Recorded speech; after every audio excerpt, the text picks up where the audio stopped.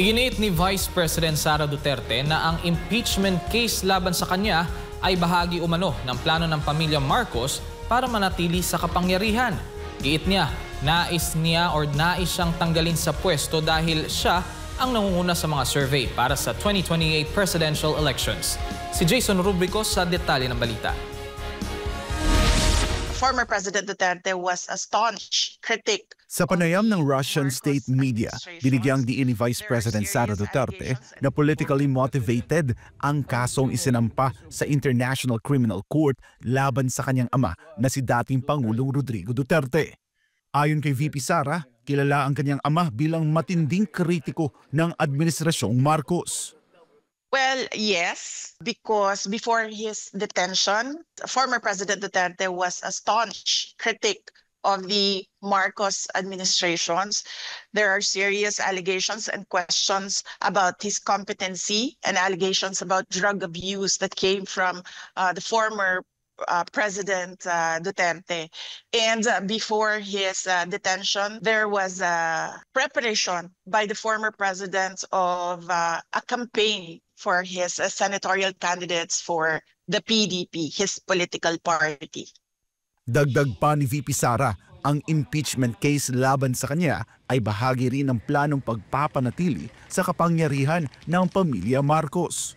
It's all about the refusal or the intent of President Marcos. It is the intent of President Marcos not to step down. He wants to perpetuate himself or his family in power. It is clear from the moves of his administration against political opponents.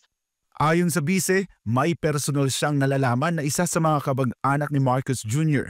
ay may planong tumakbo sa pagkapangulo. Inilahad ng pangalawang pangulo na nagsimula ang lahat sa People's Initiative na layuning amyendahan ang konstitusyon para gawing parlamentaryo ang sistema ng gobyerno. Ngunit nang hindi ito umubra, sinimulan na umano ang impeachment laban sa kanya. This all started with the People's Initiative, wherein they wanted to amend the Constitution to shift into a parliamentary form of government where the Prime Minister is not voted by popular choice. When they failed in this, they started the impeachment. And clearly, evidence shows that the members of the House of Representatives, many of them who signed, did not read the articles of impeachment.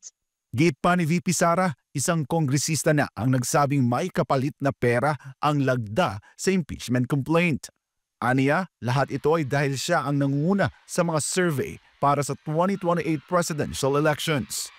One particular member of the House of Representatives already said publicly that there was money in exchange for the signatures in the articles of impeachment. Because I am the front runner in the presidential race in 2028, the survey shows that. And I think they want to eliminate the front runner. Nang tanungin kung may koneksyon ang pagkakadetine ng kanyang ama at ang impeachment laban sa kanya, ito ang tugon ni VP Sara. I believe so, yes. They think that if they take out former President Duterte, they will weaken me because it's one brand, it's one family. Sa kabila ng mga espekulasyon, nilinaw ni VP Sara na wala pa siyang desisyon kung tatakbo siya sa pagkapangulo sa 2028. May ilang taga-suporta umano ang nagtakda sa kanya ng deadline hanggang fourth quarter ng 2026. Sa panahong yon, aniya, balak niyang magpasya kung siya ay tatakbo sa pagkapangulo sa 2028. Para sa Diyos at sa Pilipinas kumahal, ako si Jason Rubrico, SMNR News.